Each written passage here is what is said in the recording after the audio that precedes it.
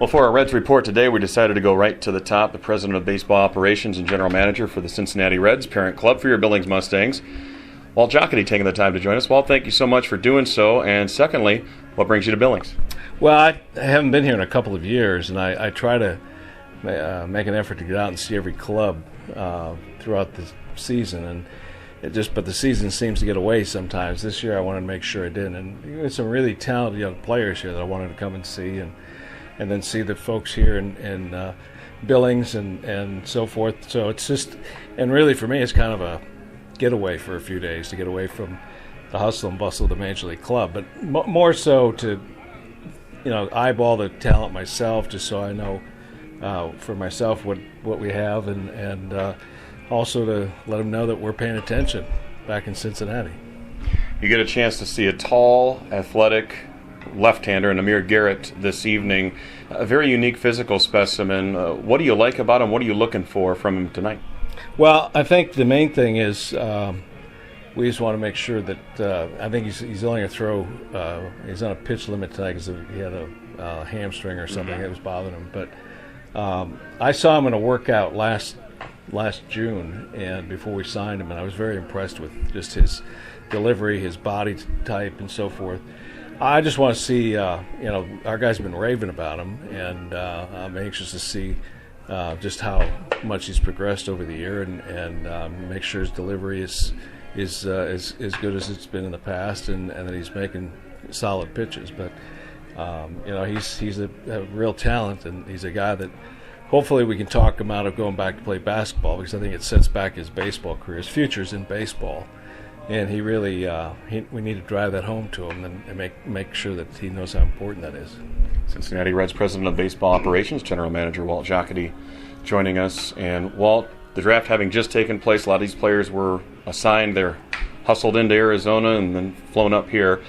As you look back on this year's draft, what are some of the things that stood out to you, the selections that you were able to make? Well, first of all, our number one pick, Phillip Ervin, who's up here, I was very impressed when I met him when he came into Cincinnati for his physical, and get a chance to know him and talk to him a little bit.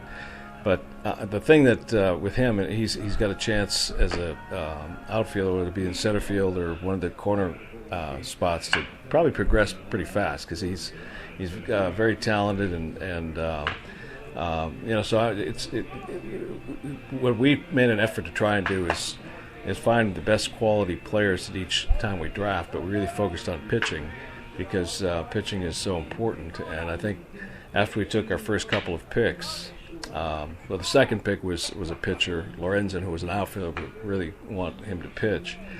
And then Franklin was our third pick, but I think after that we took a slew of pitching, and I'm anxious to see how some of these kids progress. It's tough the first year because they've played so much, whether it was in high school or in college, and then also just getting used to the daily routine every day playing baseball, and it's a big adjustment for a lot of kids, especially the high school kids. And so it's just the first year we want to see them just get their feet wet, kind of get the experience, get indoctrinated in the organization and the way we want to do things in the Reds organization. 2010 Sporting News Executive of the Year, Walt Jocketty, joining us, the president of the Cincinnati Reds and general manager. And in your time in Major League Baseball, Walt, predating your time in Cincinnati, you were in St. Louis, and before that, Oakland and Colorado. Your time in Oakland kind of came before the Moneyball era and the big movie that came out and all the hype that went with it. What were your thoughts on that movie? What are your thoughts on sabermetrics and that whole system evaluation? Well, to be honest with you, I never did see the movie. Okay. I saw parts of it, actually on a flight one time. But I heard enough about it and knew enough that it was an exaggeration for the most part. But I think clubs have been using. We were using sabermetrics when I was with Oakland. It just wasn't. We started it really. Sandy Alston started it in the mid '80s, and I think Billy just took it to a new level and new level of awareness probably. And it's important. We use a lot of analytical information to supplement our scouting reports and so forth, but we still rely heavily on the judgment of our scouts, because they are the ones that out there can have the experience of seeing the talent of a player and see his character and what he's made of and how he approaches his work, so forth. Then you back it up with statistical analysis to see how a person has performed over a period of time, and it kind of gives you a good reading on what you should see in the future. So, and it's something I've always used, but not to the degree that some clubs have, and some clubs I think have gone overboard with it and relied too much on it. So, but I think there's a happy medium there that most clubs are using right now. Kind of building off of that, and Walt, since you took over in 2008, the Cincinnati Reds have enjoyed stability, success, consistent playoff runs. What would you say is your overriding organizational-wide philosophy in terms of drafting players, developing them, and getting them to the major leagues? Well, the first thing you do is you hire quality people, and there were a lot of quality people here when I started. Then I brought in a few more that kind of knew what my vision and my philosophy was in St. Louis and before. And you try to get everybody on the same page and focusing on going in the same direction, and that's to improve the organization to a point where you're consistent winners. And in a small market like Cincinnati, we have to really thrive on our scouting and player development. That's where our lifeblood. Every organization says that, but it's really important because we can't afford to pay free agent salaries. So, I've always felt it was important to have a strong scouting and player development staff, and then we rely on good athletes, but strong character guys who go out and are good teammates and have a lot of problems and so forth. But we try to, as much as possible in the organization, win.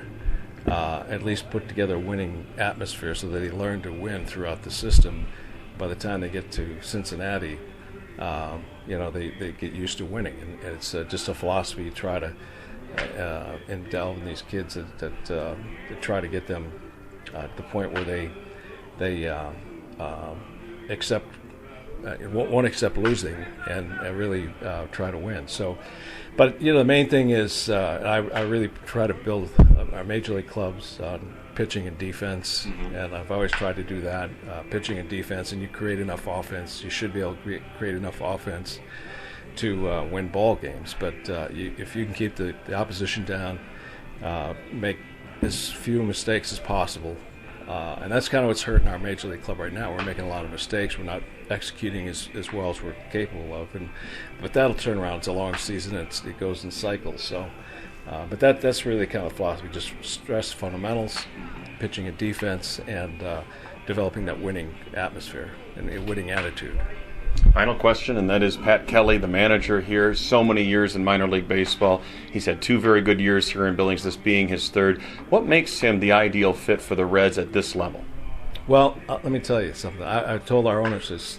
Castellini, yesterday that to me, this and Goodyear are the 2 most important levels in your organization, because this is where you bring kids into professional baseball. This is where they learn how to do things the right way, the Reds way, and develop their habits. And Pat is excellent at that. Pat has been in the major leagues. He's managed in minor leagues for a long time, has experienced everything, and knows what it takes to develop players and to develop winners. And you come to a place like this in Billings, you look out and you look around at the surroundings here, the town and so forth. You can't think of a better place to start your pro career. And you have a man like Pat Kelly, the success he's had. These kids really, should be thankful for what they have here, because he is a treasure that a lot of clubs don't have. And I think the world of Pat, and think that he's perfect at this level. But he's demonstrated he could work anywhere. But I really like him at this level for us, because it is important. He understands that. He accepts that. And that's why he's so valuable to us. We love having him here, and we certainly enjoy having you as our guest, Walt Jocketty, President of Baseball Operations, General Manager for the Cincinnati Reds. Welcome to Billings. Hope you enjoy your stay, and thank you so much for joining us. All right, thank you very much. I enjoyed it. Time out. We're back with more of our Coach USA pregame show after this on the Mustangs Radio Network.